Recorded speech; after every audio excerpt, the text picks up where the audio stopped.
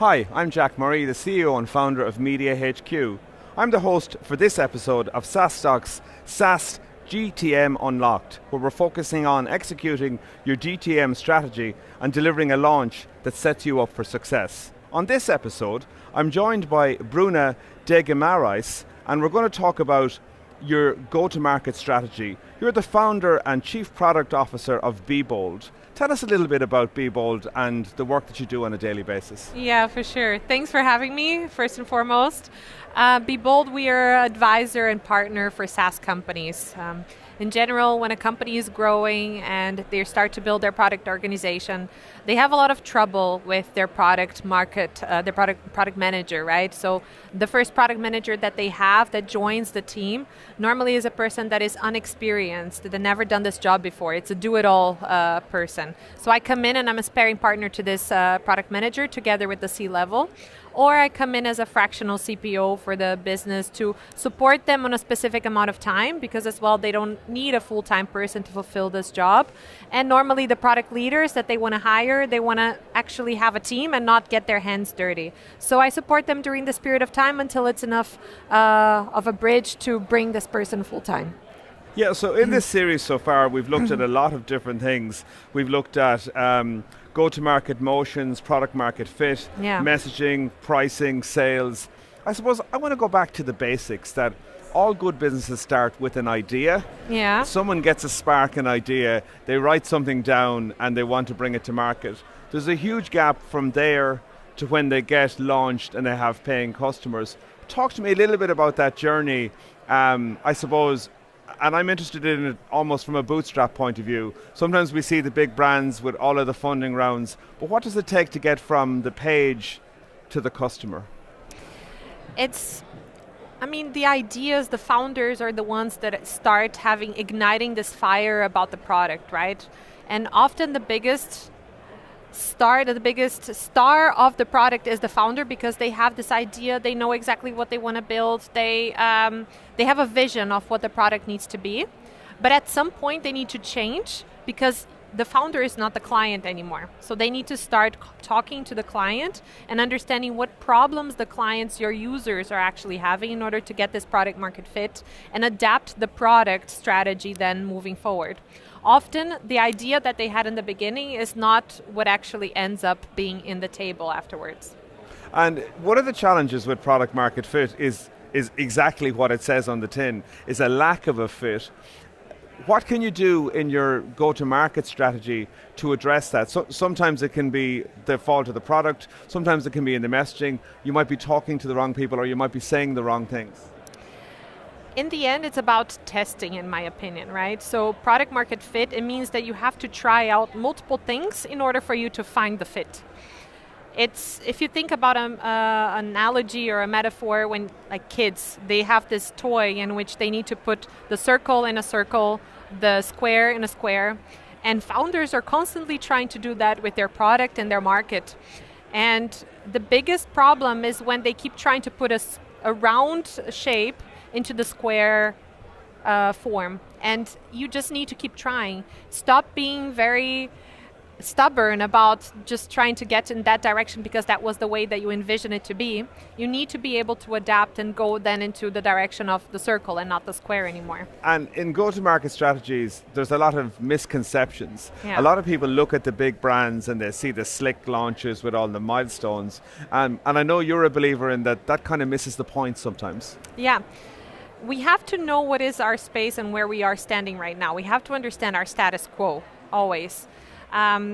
Founders, C-levels, they're so stuck into thinking about the top of the mountain, the success, the IPO, the exit strategy, having X amount of millions in their bank account, but they often forget about the steps that it takes in order to get there.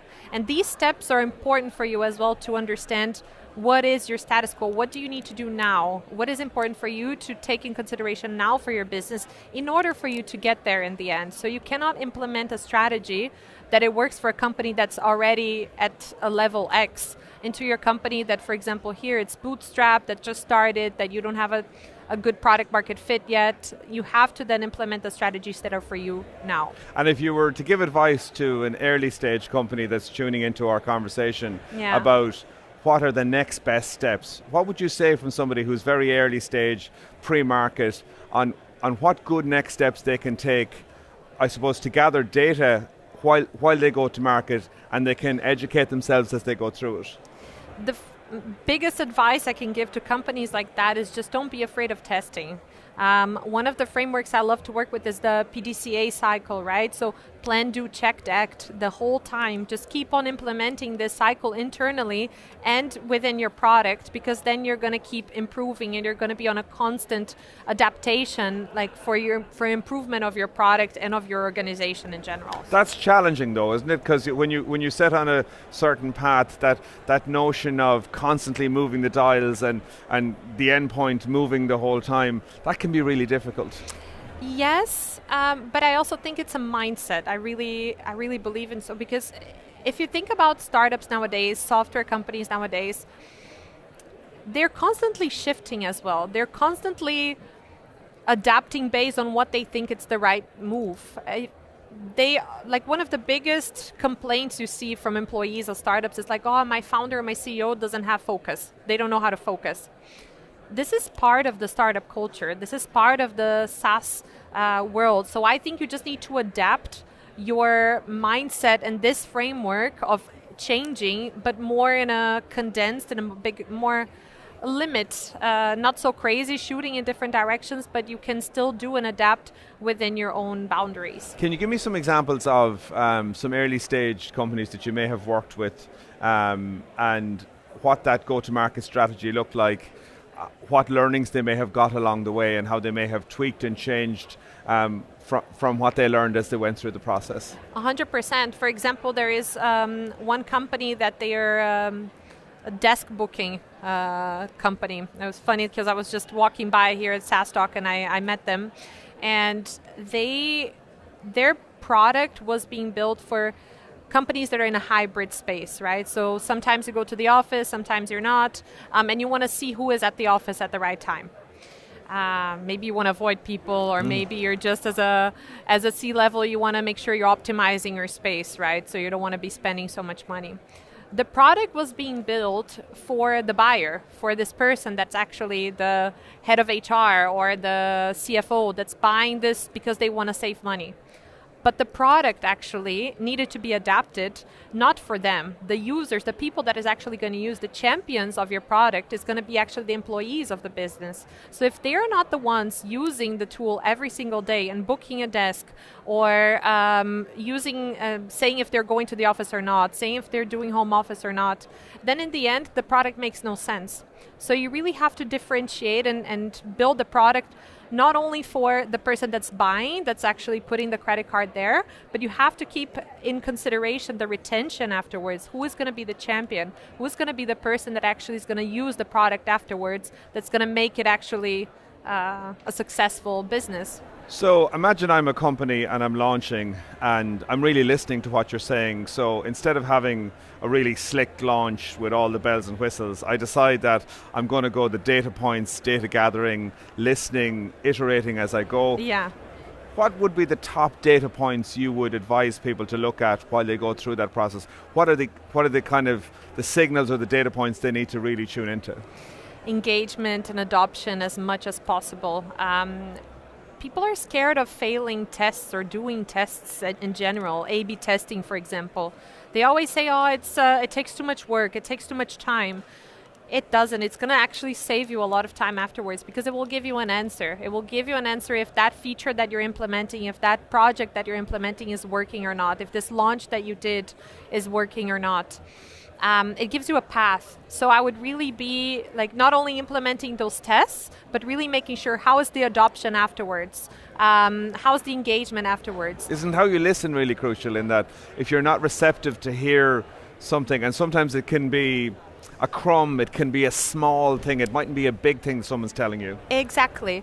But it's also about them defining those metrics as well internally as a company, right? Okay. So for example, as an engagement metric, for some businesses, if you're, for example, You might have a business that you just need someone to log in once a month. That's already an active user for you, right? And for others that they need you as a CRM business, for example, you want salespeople inputting data there every single day, right? So they need an engagement metric for you that's important. They need what's their daily active usage in the business. So as soon as you define that as well in the company, then you're able to compare afterwards. Hey, we implemented this new feature, for example, in your CRM. Has the engagement increased? Are people inputting more data points into the software or not? So you have to compare that with the existing. On go-to-market as well, like there's always in human nature, there's the notion of you do a post-mortem when something goes wrong. Yeah. Sometimes it's even more beneficial to do a post-mortem when something goes right, because we forget that we pull a lever and 100 people responded to that email, or that social post was really good, or people liked that user flow. Or what's your view on that? It's a great point, because a lot of people, a lot of founders, they tend to forget about it, right? So you launch something and they're like, okay, let's just go to the next thing. No, it's again going back to the point of PDCA cycle. You're constantly improving, you're constantly learning. So I advise companies always, the moment you launch something, even if it went well or if it didn't go well, like go and plan already the next iteration. Go already plan, how can you improve this? When are you going to check this again? If it went well as well, like in a quarter from now, what can we do as well to improve this feature even more, to get feedback from our users even more? So we're at SaaStock, one of the biggest tech events in the world, and it's great to be in Dublin. If you were to advise any of the very early stage startups that are here on a go-to-market strategy, and you were to give them a handful of pieces of practical advice, what advice would you give them? Number one is, again, test. Don't be afraid of test. Don't be afraid of failing. Number two is communication. I mean, depending on the size of your team, right? Don't be afraid of communicating with the customer. Understand your customer. If you are from product, from tech, if you're from sales, marketing, talk to your customer, understand their problem, understand really what are the issues that they have, what keeps them up at 3 a.m. in the morning, like what is exactly the things that are motivating them and blocking them as well to use your product. These are the two things. Don't be afraid, just go for it and try it out. One final question, the signal and the noise. So like, what's a good framework for knowing that something is just noise, or that it might be a really good signal on which to follow on? So when you're listening intently for data points, sometimes it can be very difficult that someone's just giving out and not giving valuable feedback, or some feedback could be hugely, not all feedback is equal. Yeah, that's a very good point. In the end, it's time. You have to keep trying it out. You have to keep seeing if there's consistency in it. As you said, some days might be unique, it might be an exception. So how is the pattern? How is the pattern going from that moment forward? Before you launch a product, for example, just try to define the amount of time that you actually think that there will be enough feedback, enough good feedback. So if it is 1 week, 2 weeks, a month even maybe, for example, with an A/B test, don't be afraid of waiting this month and able to actually make a decision out of those, if it's a noise or if it's actually a result. And there's probably an abundance of data points that people never react to, they never listen to, they never focus. The gold is in front of them, but they're probably not tuning into it the way they could. Exactly, 100%. I mean, don't be afraid as well of finding out new data points that might be interesting as well for you, right? For your business, for your engagement. What is the meaningful activity in your business that is actually the value, right? So think about your own value proposition, your own USP. What is exactly this metric that you can use in order to define that, say it's a successful thing, is it not? And then measure that based on the time that from your product launch until, let's say, the time that you defined to do another iteration. Bruna, thank you very much for joining us here today for SaaS GTM Unlocked. That was very useful. You gave us great feedback, and I hope you have a great time in Dublin. I really appreciate it. Thank you so much.